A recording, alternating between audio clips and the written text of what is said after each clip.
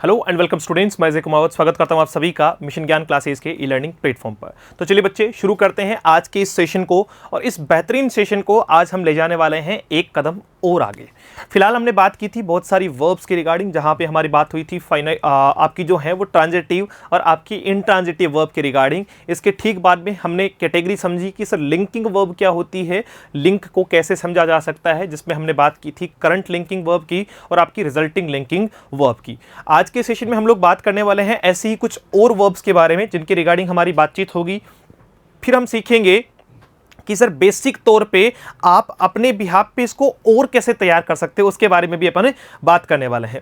फिलहाल बात करते हैं आज के सेशन की शुरुआत यहां से हम करेंगे कि सर इसमें और कौन कौन सी वर्ब को हम कैटेगराइज कर सकते हैं। अगर मेन वर्ब की बात करें तो मेन वर्ब को हम और किस तरीके से कैटेगरी में डालेंगे।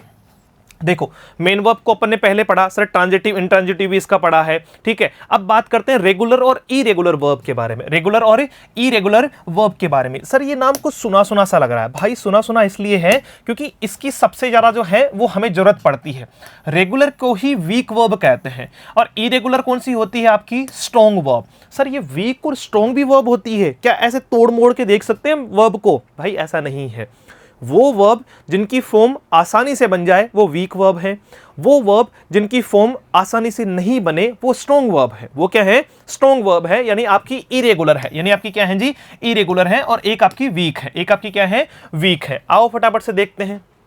अगर बात करें रेगुलर के बारे में, तो रेगुलर वर्ब कौन सी वर्ब है? वीक वर्ब किसको कहते हैं? सर वीक वर्ब उन वर्ब को कहते हैं, देखो बेस फॉर्म क्या होती है, जो आपकी जीरो फॉर्म है, जो आपकी रूट फॉर्म है, जो आपकी बेस फॉर्म है, जो फर्स्ट फॉर्म है, उसकी बात कर रहे हैं अपन।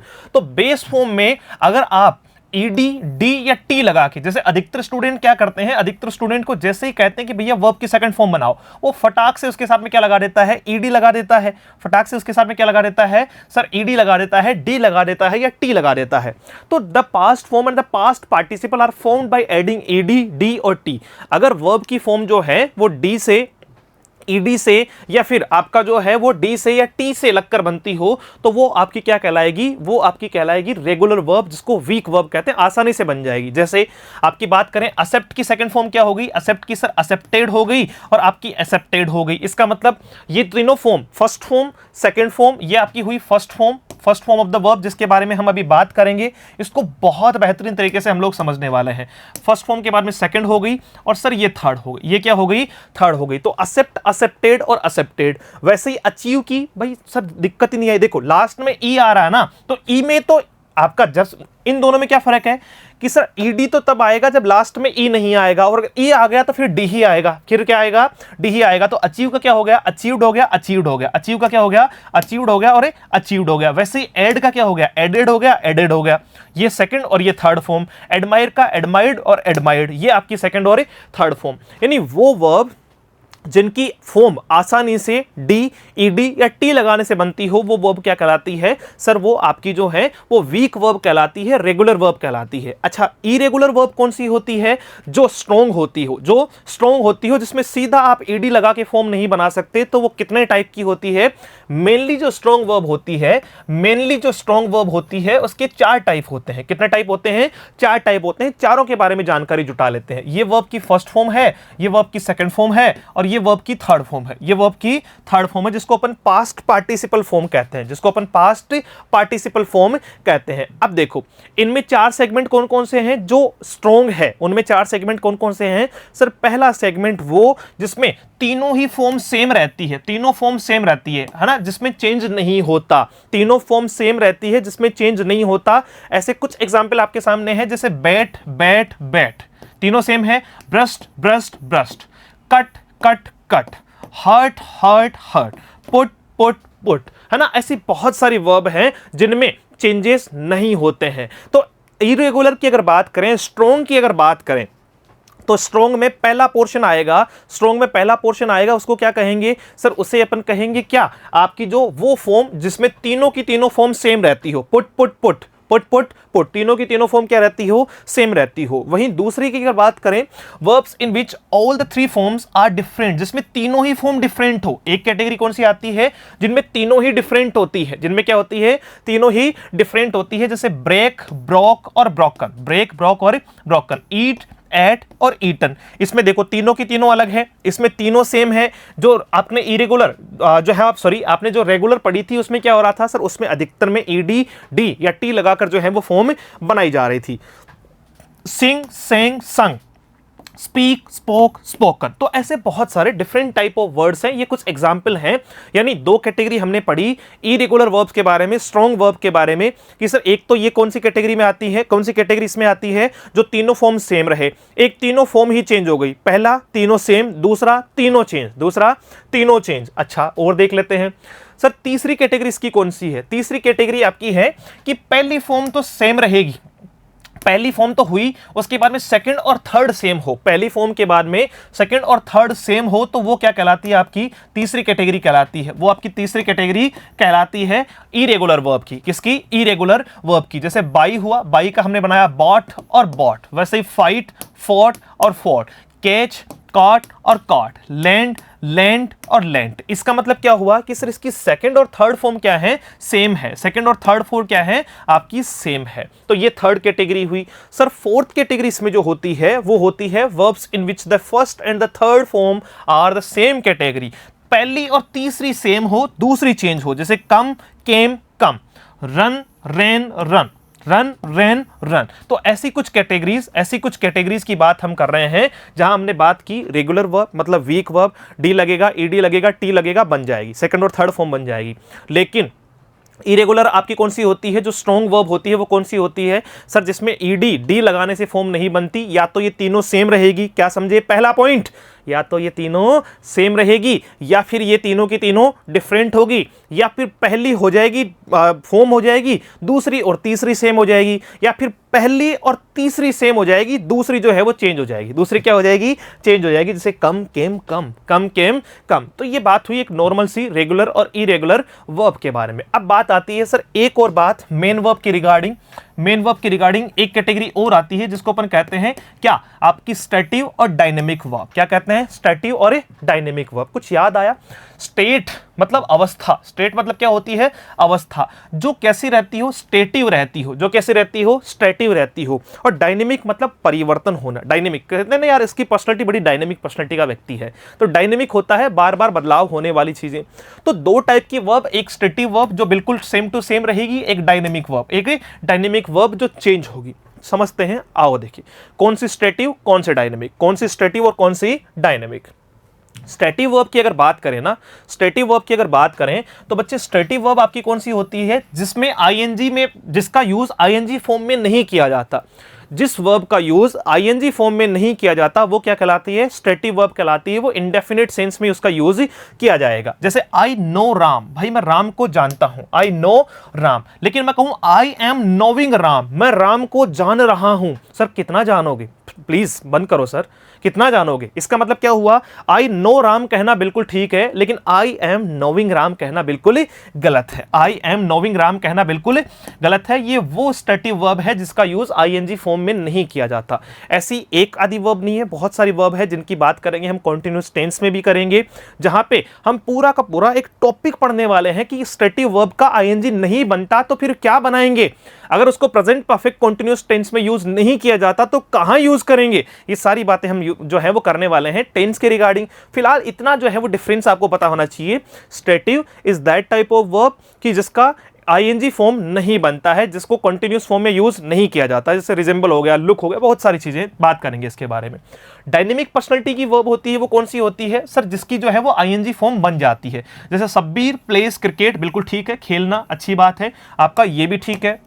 और अगर बात करें सब्बीर प्लेइंग क्रिकेट, अच्छा इसमें थोड़ा सा मिसप्रिंट है, इसको इज कर लेना, सब्बीर इज प्लेइंग क्रिकेट। तो सर क्या ये पॉसिबल है, तो बिल्कुल पॉसिबल है मेरे भाई, इसमें भी कोई दिक्कत नहीं है। क्यों, क्योंकि खेलना, खेलना, Sabbir is playing cricket, it means at the time of speaking, बोलने के टाइम पे सब्बीर क्रिकेट खेल रहा है, सब्बीर जो है वो क्रिकेट खेल रहा है। तो खेलना एक डायनेमिक पर्सनालिटी की वर्ब है जो इंडेफिनिट में भी यूज हो सकती है कि भैया वो क्रिकेट खेलता है, वो क्रिकेट खेलता है, ये उसका रेगुलर एक्शन है, रूटीन एक्शन है। और at a time of speaking जो है वो खेल रहा है, तो वो कंटिन्यूस फॉर्म में भी यूज हो सकता है, कंटिन्यूस फॉर्म में भी यूज हो सकता है। ये किसकी बात हुई सर? ये उस पर्सनैलिटी की बात हुई, ये उस पर्सनैलिटी की बात हुई जिसको अपन ने क्या कहा, जिसको अपन ने डायनेमिक कहा। सो मेन वर्ब के दो टाइप, एक स्टेटिव और दूसरा डायनेमिक पर्सनैलिटी की वर्ब। फिलहाल बात करते हैं सर एक अलग पॉइंट ऑफ व्यू से, मैं आपको इसे अलग कैटेगरी में डाल के भी बताता हूं, भाई मजा आ जाएगा। ये देख के जो है वो दिल गार्डन गार्डन होगा, चीजें कुछ नई सीखने को हमें मिलने वाली है। तो आओ फटाफट से देखते हैं इसके रिगार्डिंग। देखो जी, अगर वर्ब की बात करें तो ये तो हमने समझ लिया कि वो लिंक सब कुछ पढ़ लिया है, सब कुछ पढ़ लिया है। अब तो सारा का सारा पैटर्न एक जगह करने की बात आ रही है, पूरा का पूरा पैटर्न एक जगह करने की बात आ रही है। वर्ब को कुछ इस टाइप से कैटेगराइज करो, ठीक है। हम बहुत इजी वे में इसको पढ़ने का प्रयास कर रहे हैं, बहुत इजी वे में, ताकि स्टूडेंट को समझ में आए। एक होता है फाइनाइट और दूसरी होती है नॉन फाइनाइट। अभी तक हमने जो बात की है वो कंप्लीटली सिर्फ किसके बारे में बात हुई है? फाइनाइट वर्ब के रिगार्डिंग बात हुई है। नॉन फाइनाइट को जो है, नॉन फाइनाइट को एक अलग नाम देके छोड़ देते हैं एडवांस। ये पूरा पढ़ेंगे अपन, इस पार्ट को पूरा का पूरा पढ़ेंगे। और फाइनाइट जो है वो बेसिक है। फाइनाइट क्या है? बेसिक है। अब पहले तो ये समझो कि फाइनाइट और नॉन फाइनाइट क्या होता है। फाइनाइट और नॉन फाइनाइट क्या होता है? अगर मैं कहूं ही लाइक्स सिंगिंग और दूसरा मैं कहता हूं दे लाइक सिंगिंग, तो दोनों में क्या फर्क नजर आ रहा है? सर हमें यूजुअली ये पता चल रहा है कि एक में लाइक्स है और दूसरे में लाइक है, एक में लाइक्स है दूसरे में लाइक है, सिंगिंग बिल्कुल सेम है सर। अब पहले तो ये समझना होगा फाइनाइट और नॉन फाइनाइट कैटेगरी क्या है।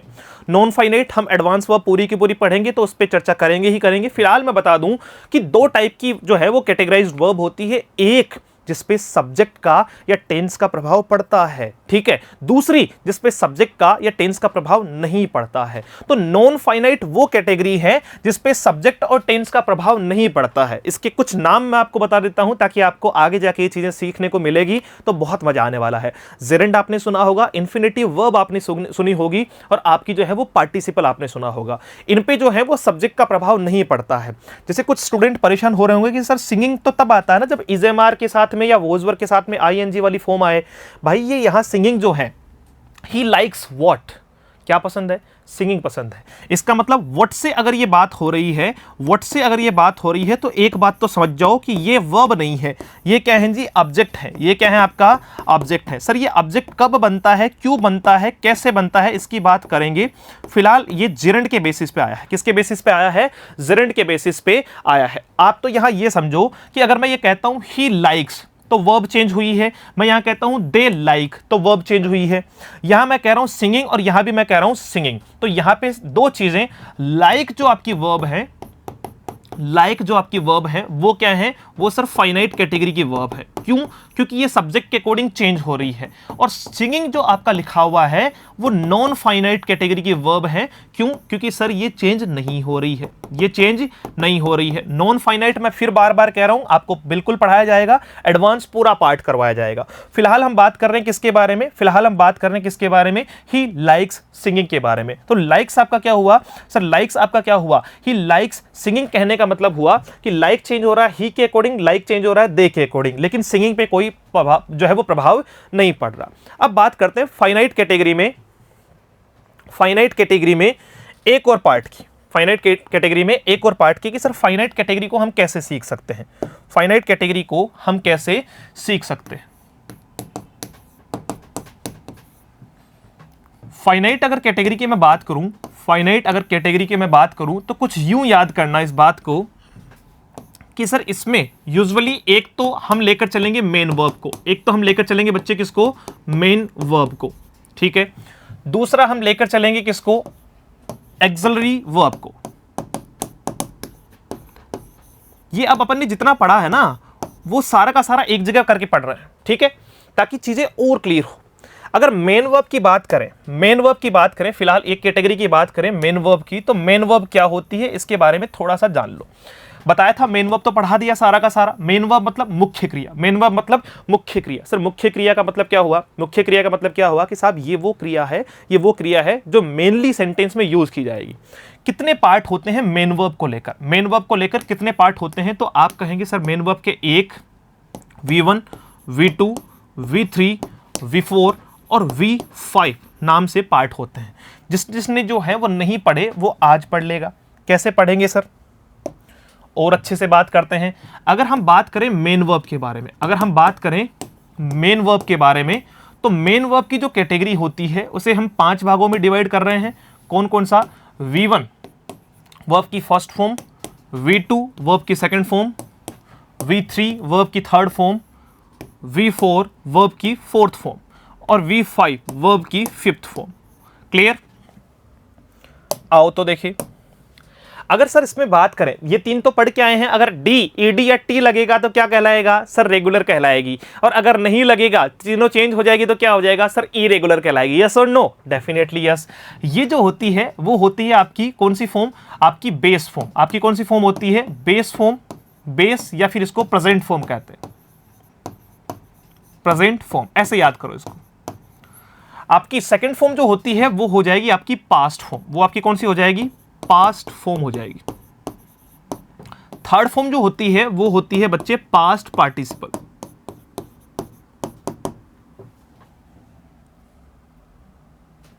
Past participle, past participle. Fourth form होती है आपकी आईएनजी फॉर्म। कौन सी होती है? आईएनजी फॉर्म होती है। और फिफ्थ होती है आपकी एसईएस या आईईएस, एसईएस या आईईएस फॉर्म। अब ये एसईएस और आईईएस फॉर्म क्या है कि जिन वर्ब के साथ में एसईएस या आईईएस लगता हो। आओ तो देखिए, पहली फॉर्म हमने ली गो, बताओ second form went, third form gone, fourth form ING लगाओ, देखिए गोइंग। फिफ्थ में एसईएस या आईईएस में से क्या लगेगा? सर गो के साथ में ईएस लगता है। दूसरी फॉर्म हमने ली कोई भी एक फॉर्म प्ले, सेकंड फॉर्म बनाओ प्लेड, थर्ड फॉर्म बनाओ प्लेड, फोर्थ फॉर्म बनाओ प्लेइंग, फिफ्थ बनाओ प्लेज। क्लियर? अब देखो यहां से फटाफट से हम लोग जो है वो टेंस को तैयार करते हैं। फटाफट से क्या तैयार करते हैं? टेंस तैयार करते हैं। अगर आप लोगों को पता हो कि टेंस में यूजुअली एक छोटा सा जो है वो डेकोरम हम बनाने का प्रयास कर रहे हैं कि टेंस में 12 टेंस होते हैं, मतलब 3 मुख्य पार्ट है, 3 के 4 अलग अलग पार्ट है। तो टेंस में मेन वर्ब का यूज होगा कि नहीं होगा? आप कहोगे सर बिल्कुल होगा।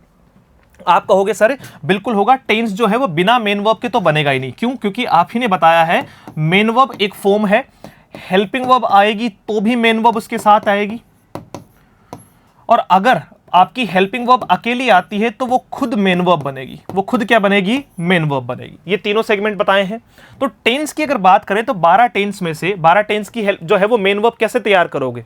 12 टेंस की मेन वर्ब जो है वो वर्ब में कैसे तैयार करोगे? तो कहेंगे सर हम तैयार कर लेंगे। और कैसे तैयार करेंगे जल्दी से बताओ। देखे तो हम कहेंगे सर जब भी बात आती है मेन वर्ब को तैयार करने की, जब भी बात आती है मेन वर्ब को तैयार करने की, तो हम कैसे तैयार करेंगे कि आपके टेंस कितने? टेंस कितने? 3 × 4 यानी 12। सब के सब में जो है वो मेन वर्ब आएगी। तो आओ फटाफट से, वर्ब की फर्स्ट फॉर्म के साथ में आईएनजी कब आता है? वर्ब की फर्स्ट फॉर्म के साथ में आईएनजी कब आता है? सर ये 6 टेंस में आ जाएगी जहां कॉन्टिन्यूस लगा होगा। बोलो क्लियर?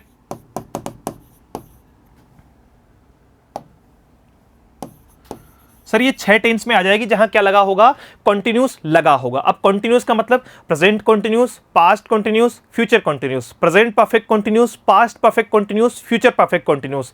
इनमें जो मेन वर्ब आएगी, इनमें जो मेन वर्ब आएगी वो कौन सी आएगी? वर्ब की फर्स्ट फॉर्म के साथ में आईएनजी आएगा। वर्ब की फर्स्ट फॉर्म के साथ में आईएनजी आएगा। यही तैयार कर लो, यही तैयार कर लो। और इसी की बात करें कि सर आपकी वर्ब की थर्ड फॉर्म कब आती है? वर्ब की थर्ड फॉर्म कब आती है? तो 3 टेंस में वर्ब की थर्ड फॉर्म आती है। और वो 3 कौन से हैं?